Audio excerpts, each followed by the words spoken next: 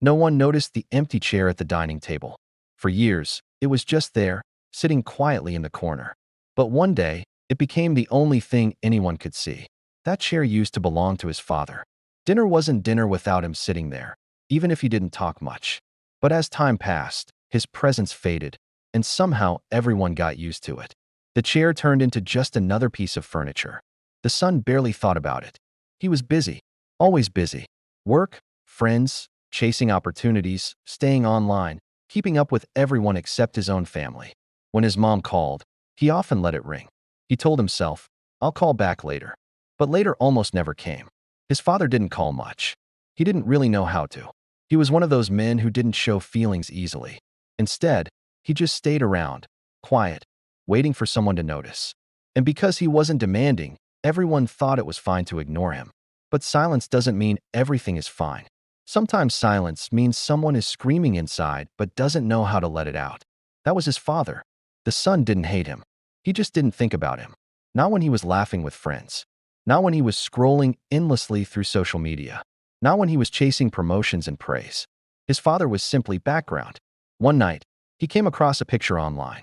A family at dinner, smiling, eating together. And out of nowhere, it hit him. When was the last time he had sat down with his father like that? He couldn't even remember. Memories started to come back. His dad sitting at the table late at night, waiting for him to come home. His dad asking questions he brushed off with short answers. His dad showing up at his school events, but standing far in the back, unnoticed. His dad trying, but never quite getting through. The truth? His father wasn't perfect. He raised his voice. He missed birthdays. He worked too much. But he never abandoned the family. He was always there, just never celebrated, never acknowledged. Until the day came when the chair was empty for good. His father was gone. No second chances. No, I'll call him tomorrow. Tomorrow would never come. That's when the empty chair changed. It wasn't just a chair anymore. It was a symbol of everything left unsaid. Every meal after that tasted different. Every joke at the table carried a shadow. The laughter didn't feel whole anymore. The son looked at his phone and saw all the missed calls he never answered. The messages he didn't bother to reply to. The reminders he ignored. Regret came crashing down like a wave he couldn't escape. He sat in his father's chair one evening. For the first time, he really noticed how heavy it felt.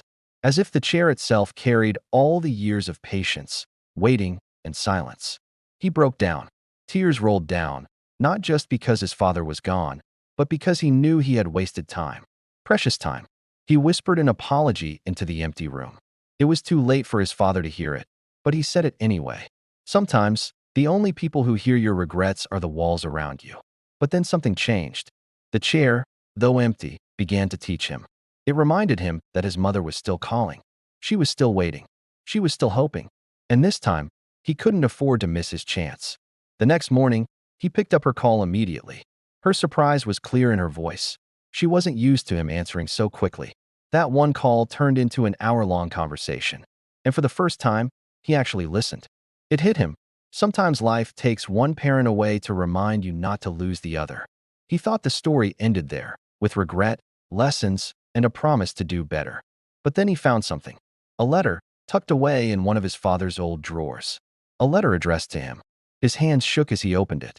And the first words froze him. "I was always proud of you." The words on the paper blurred as tears filled his eyes. "I was always proud of you." He read them over and over, unable to believe them. For years, he thought his father didn't care. He thought the silence meant distance. But here it was, written in shaky handwriting. Proof that his father had carried pride for him all along. The letter went on. It spoke of things his father never managed to say out loud. How he watched him grow, even when he stayed quiet in the background. How he prayed for him every night. How he never wanted to be a burden. The son felt a lump in his throat. All the times he thought his father wasn't there, he actually was. Just in his own quiet way. And now, holding that letter, he realized how badly he had misunderstood. His father hadn't been absent. He had been invisible. Invisible because no one looked close enough. That realization hurt more than the loss itself. It wasn't just grief he was carrying now. It was guilt. The guilt of not recognizing love when it was right in front of him. But guilt alone doesn't change anything. He knew he had a choice. To let the regret eat him alive, or to let it push him into becoming better. That night, he sat in the empty chair again. This time, he didn't cry. He talked. Out loud. He spoke to the chair as if his father was still sitting there. He promised he would do better. He promised he wouldn't take people for granted anymore. The next day, he kept that promise. He visited his mother, not just for a short hello, but to sit with her, talk with her, laugh with her. She noticed the difference immediately. She said, "You look like him when you smile." Those words cut deep, but also healed. He realized his father was still present. In him, in his choices, in how he treated others. Slowly, he started showing up more. Not just for his mom, but for his siblings, his friends, even his colleagues. He became the person who didn't just brush off conversations, but leaned in and listened. And people noticed. His friends started saying, "You've changed."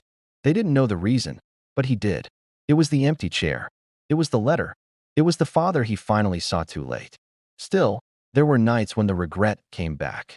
Nights when he wished for just one more dinner, one more chance to say, "I see you. I appreciate you." Nights when the silence in the house felt heavier than anything. But then he would pick up the letter, read it again, and remind himself. His father was proud of him, even in silence. And that pride was something he could carry forward. He started telling his story to others, not to gain sympathy, but to remind them of what he had learned the hard way. That parents are not furniture. They're not background. They're not forever. He told people, answer that call. Send that message. Sit at that table. Because one day, you might look at an empty chair and realize it's too late. His words began to spread. Friends shared his story with others. Some people reconnected with their parents because of him. Some forgave old wounds. Some simply picked up the phone after years of silence. It amazed him how one empty chair could change so many lives.